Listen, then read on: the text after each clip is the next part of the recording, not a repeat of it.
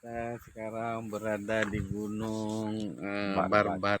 Barbate ya. Barbate. Barbate, Gunung Blambintang yang langsung berhadapan dengan Gunung Selawah Agam, dan pemandangannya subhanallah diberikan Allah yang cukup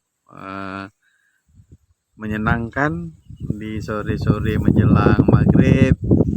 Indah banget. Indahnya banyak sekali. Mudah-mudahan ke depan bisa lebih banyak yang berkunjung, orang-orang yang dikasihi Allah untuk menikmati indahnya ciptaan-ciptaan Allah, sehingga bisa tawaduk dengan ciptaan Allah Subhanahu wa taala. Bisa menyaksikan ayat-ayatnya Allah. Ayat-ayatnya Allah. Iqra, baca dan bacalah. Sekarang orang mengelola hampir penuh. Di meja aja ya. Iya. Ada meja.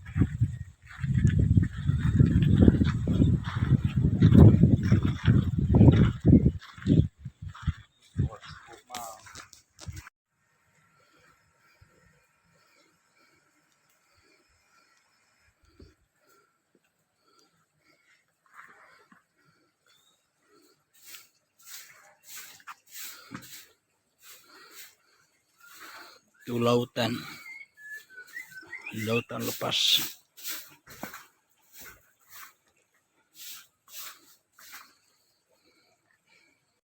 Nah, Indomie telur. Oh enggak, saya nggak usah roti, Indomie telur aja. Rotinya sih nggak jadi Pak ya? Nggak jadi saya. Indomie telurnya yang ini kan, yang kuah Pak? Yang kuah. Indomie telur. Di sini yang khas pakai itu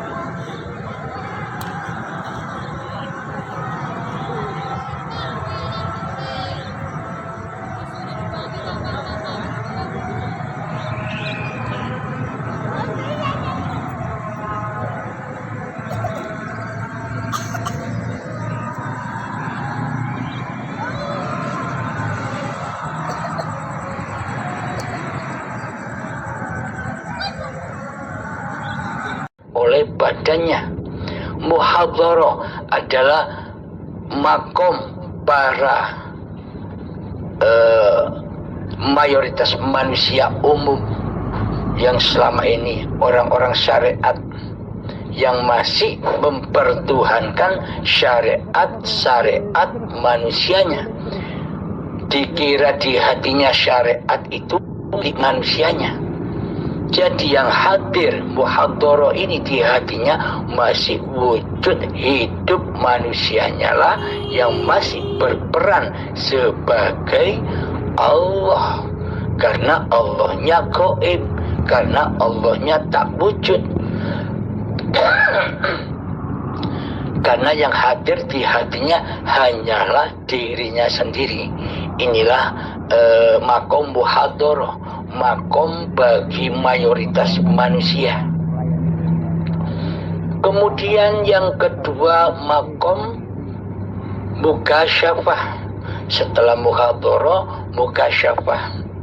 Mukasyafah itu adalah terbukanya hijab-hijabnya makhluk, bukan hijabnya Allah. Masih terbukanya hijab-hijabnya makhluk.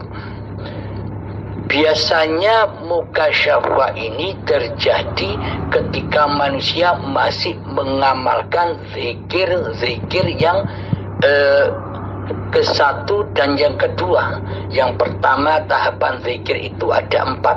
1 zikir jahar, yakni yang biasanya kita ucapkan ketika pada sholat, ketika yasinan, ketika salawatan dan sebagainya.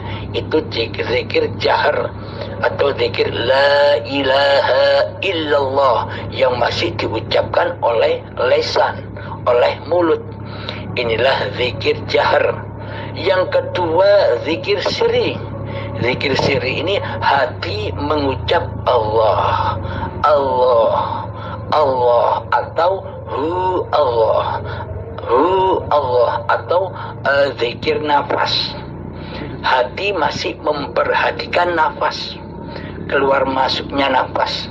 Nah, kebanyakan mukasyafa ini terjadi di dalam manusia yang masih melaksanakan zikir yang satu dan yang kedua, zikir jahar atau zikir sirri. Maka manusia akan masuk ke dalam alam mukasyafa, alam karomah. Jadi mukasyafa itu sama karomah sama saja. Jadi terbuka hijabnya makhluk. Jadi terkadang manusia itu punya kesaktian tahu isi hati orang lain. Sebelum orang lain itu bertandang, berkunjung ke rumahnya, orang ini sudah tahu, oh sebentar lagi ada tamu yang namanya ini dari sini. Itu terbukanya hijabnya makhluk. Terkadang bisa sholat ke Mekah dengan sekejap mata bisa sampai di Mekah. Itu semua kasab atau karomah. Sedangkan di dalam kasab atau karomah itu ada dua golongan, terbagi dua golongan, kasab suwari atau kasab sauri dan kasab maknawi. Nah, di dalam kasab yang pertama, kasab sauri atau sauri suwari ini artinya manusianya masih terbelenggu oleh kewujudan manusianya lah yang punya kesaktian. Manusianya lah yang masih berasa memiliki kesaktian-kesaktian itu. Jadi rojiunnya, kembalinya seluruh kesaktian-kesaktian yang ada pada dirinya diakui bahwa kesaktian ini hanya karena diriku, karena lamanya zikirku, karena lakuku. Nah, semuanya diakui sebagai miliknya manusianya. Inilah kasab suwari atau sauri. Di dalamnya banyak khodam yang menyesatkannya, yakni istidrot, diluluh oleh Allah. Diluluh seperti Fir'aun itu, tidak diberi sakit selama hidupnya sehingga merasa menjadi Tuhan, mentuhankan dirinya sendiri karena merasa tidak pernah sakit sedikit pun. Sama halnya dengan orang-orang mukasyafah yang masih berada di tahapan kasab suwari atau sauri, yang mana kasab-kasab atau karomah itu diakui sebagai milik manusianya. Sama halnya dengan Fir'aun. Jadi tidak ada bedanya. Karena di dalam hatinya yang wujud, yang hidup masih manusianya. Inilah kasab yang tersesat. Yang kedua adalah kasab maknawi. Di dalam kasab maknawi ini, hamba sudah tidak merasa mengaku-ngakui sebagai pemilik kesaktian-kesaktian itu.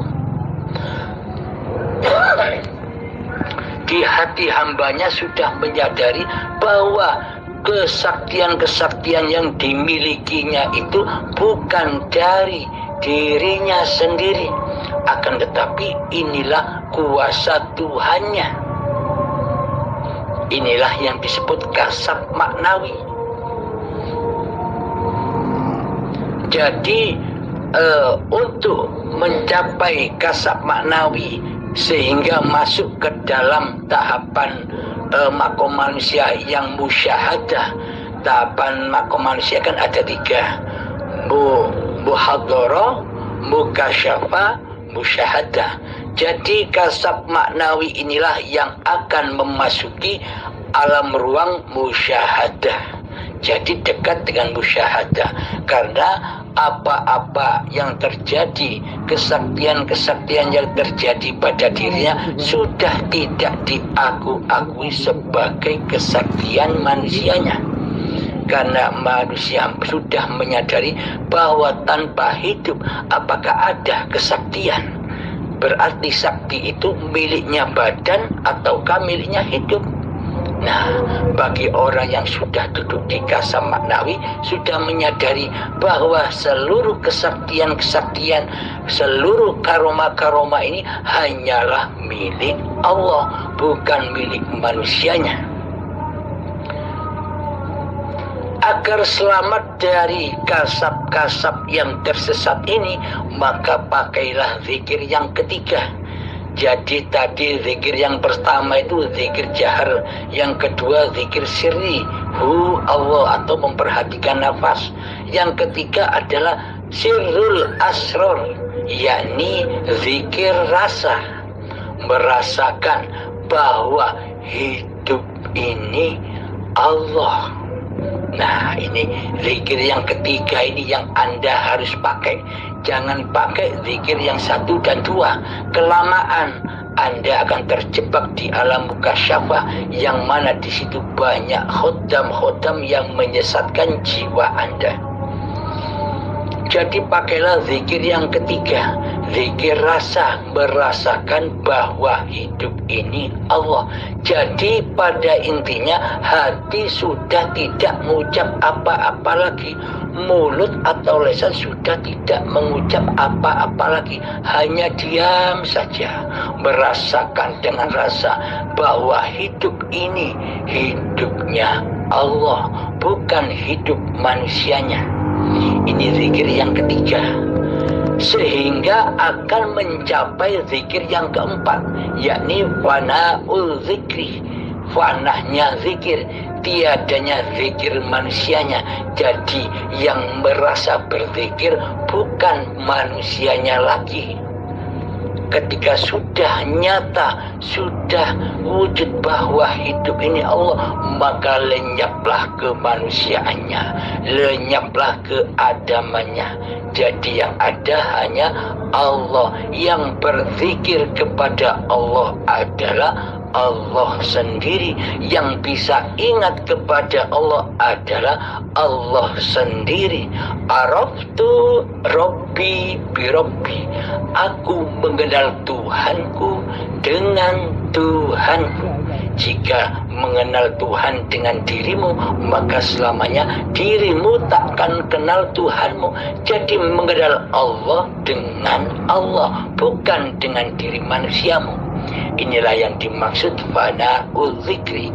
Jadi fana'ul zikri ini secara otomatis ketika kita melanggengkan zikir yang ketiga, yakni sirrul asrar, menggunakan kendaraan rasa. Rasa ini merasakan bahwa hidup ini Allah dimanapun dan keadaan apapun. Sehingga hamba akan sampai di makom musyahadah, makom manusia yang ketiga. Yang pertama muhadharah, mukasyafa, musyahadah. Jadi yang bersyahadat, jadi yang menyaksikan Allah, ya Allah. Inilah makom-makom manusia. Jadi mukasyafah, kesaktian yang ada pada manusia itu tergantung manusianya. Manusianya sudah duduk di alam musyahadah atau masih alam muhadharah. Bila masih di alam muhadharah, yang tampil, yang wujud di dalam hatinya kan masih manusianya. Jadi belum sampai kepada Tuhannya. Akan tetapi bila manusia sudah sampai ke alam musyahadah, biarpun ia dikasih karomah atau mukasyafah oleh Allah, maka hatinya pasti selamat.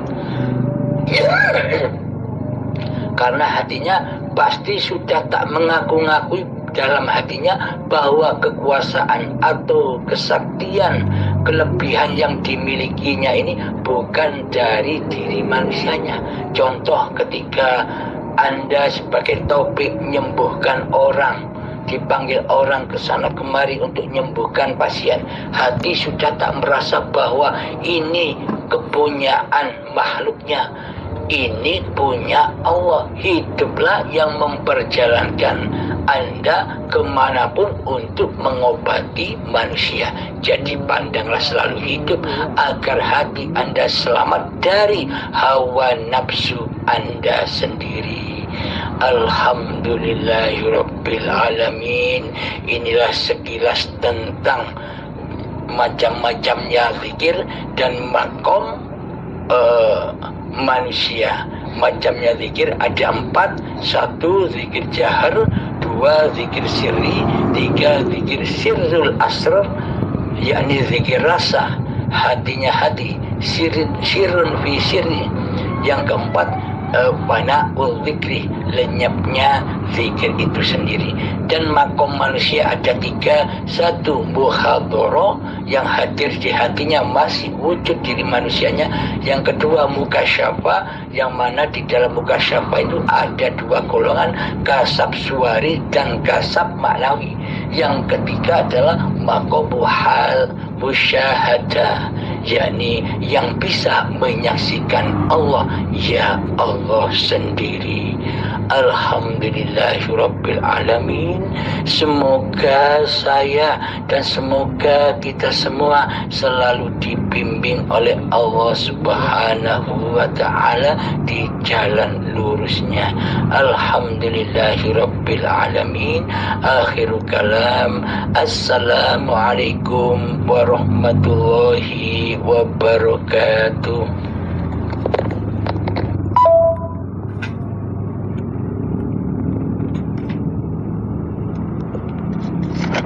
Waalaikumsalam warahmatullahi wabarakatuh.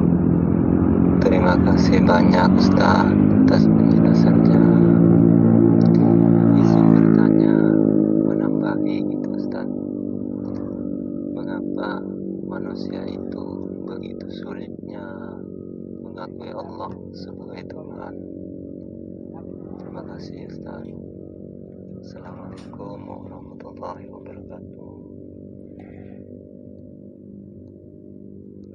Alhamdulillahirabbil alamin.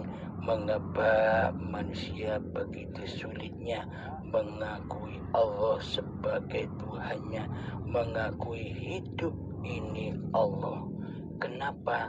Karena manusia saking sudah lamanya menjadi penguasa, saking sudah lamanya menjadi Tuhan, saking lamanya menjadi Allah, sehingga hatinya tidak rela dan tidak ridho bila ada kekuasaan lain selain hawa nafsunya sendiri.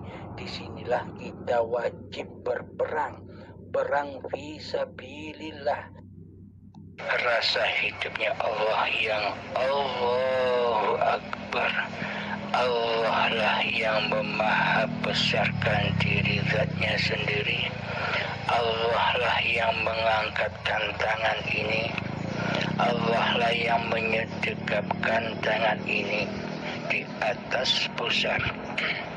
Itu tandanya kang kafirnya sudah tak boleh ikut-ikut lagi mentuhani di dalam sholat. Itu artinya kang kafirnya sudah tak boleh lagi menjadi Tuhan di dalamnya. Itu tandanya kang kafir sudah tak boleh lagi mentuhani, menguasai di dalam sholat itu. Biarkan berjalan sendirinya. Allah lah yang menggerak-gerakkan badan ini, karena badan ini pun milik Allah, bukan milik kafirnya. Jadi goibkan, tiadakan diri kafirnya, nyatakan diri Allah lah yang berkuasa dan mentuhani di dalamnya. Aqimis sholat li zikri, dirikan sholat demi mengingat aku, kata Allah. Maksudnya ingat di sini bukan ingat nama Allah, bukan ingat nama la ilaha illallah. Yang dimaksud ingat di sini ingat merasakan bahwa hidup ini Allah, itu yang dimaksud ingat di dalam tatanan hakikat makrifat.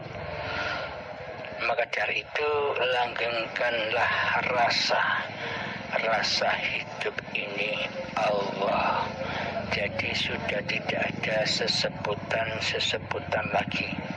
Jika kita masih menyebut-nyebut nama Allah, jika kita masih menyebut-nyebut Allah, jika kita masih memperhatikan jalan keluar masuk nafas, itu masih belum.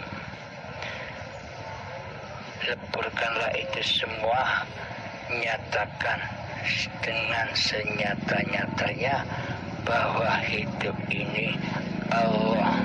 Seperti halnya Kang Kafir dulu menyatakan bahwa hidup ini hidupnya Kang Kafir, sama seperti itu.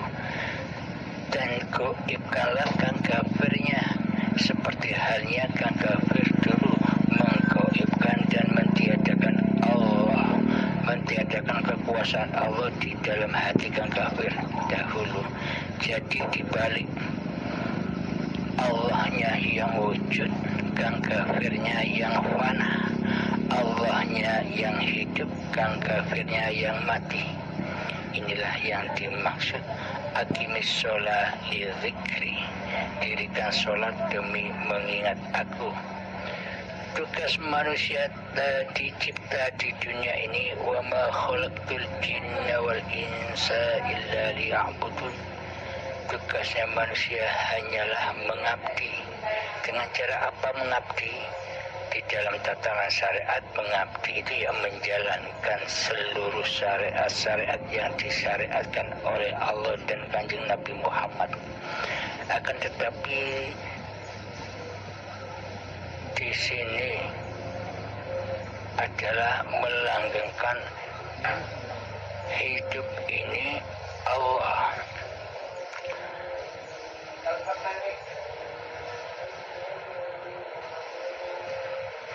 Jadi makna sholat, makna zikir, makna ingat, makna mengabdi di sisi Allah, yakni hati selalu merasakan bahwa hidup ini Allah. Inilah yang dimaksud penyaksian. Tugas manusia di dunia ini hanyalah menyaksikan Allah. Bagaimana cara menyaksikan Allah? Apakah mungkin manusia bisa menyaksikan Allah? Tidak mungkin, sahabat. Jadi yang menyaksikan Allah ya Allah sendiri.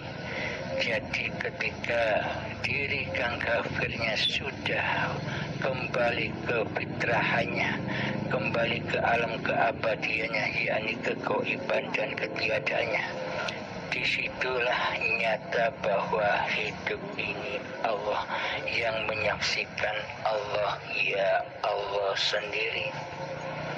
Jadi menyaksikan di sini bukan Kang Kafirnya yang menyaksikan Allah. Jadi Kang Kafirnya lenyap dulu, panah dulu, goib dulu, tiada dulu, baru nyatalah Al-Malikul Haqqul Mubin. Allah lah yang maha besar dan Allah lah yang maha nyata. Jadi Allah itu maha goib. Bagi siapa Allah maha goib? Allah maha goib bagi manusia yang belum mengenal Tuhannya, bagi manusia yang masih kufur kepada Tuhannya, bagi manusia yang mensekutukan Allah dengan diri manusianya, bagi mereka lah Allah itu gaib, yang wujud hanyalah diri manusianya. Namun bagi siapa Allah itu maha nyata, bagi mereka lah yang sudah rela dan ridho kembali kepada kefitrahan diri manusianya yang fana, yang tiada, yang gaib dan sebagainya. Maka saya tegaskan lagi, yang menyaksikan Allah ya Allah, Asy-Syahid, Allah lah yang maha menyaksikan. Jadi tak satu pun manusia di dunia ini bisa menyaksikan Allah tanpa melewati kematian diri manusianya, tanpa melewati kegaiban diri manusianya, tanpa melewati kefanahan diri manusianya. Maka bagi mereka lah Allah itu Al-Malikul Haqqul Mubin, Allah nyata. Alhamdulillahirrabbilalamin. Semoga bisa dipahami ya Kang Mas Kafir. Semoga saya dan kita semua selalu dibimbing oleh Allah Subhanahu wa Ta'ala. Dan akhir kalam, Assalamualaikum warahmatullahi wabarakatuh. Waalaikumsalam warahmatullahi wabarakatuh, Kang. Alhamdulillahirrabbilalamin. Dengan penjelasan Kang, alhamdulillah cukup terang bagi saya dan cukup jelas. Insya Allah saya akan tambah billahi sebelum saya bertakbir. Insya Allah saya cukup memahaminya. Terima kasih banyak-banyak dari penjelasan yang mulia bagi saya. Alhamdulillahirrabbilalamin. Assalamualaikum warahmatullahi wabarakatuh. Waalaikumsalam Kang Mas. Ya, sembah nuwun. Terus pun dia bawa tos ya. Alhamdulillah saya mawon Kang Mas. Badhe nderek tangklet. Sejatos sing ngoten kersane saged lebih cedhak, lebih raket, lebih iman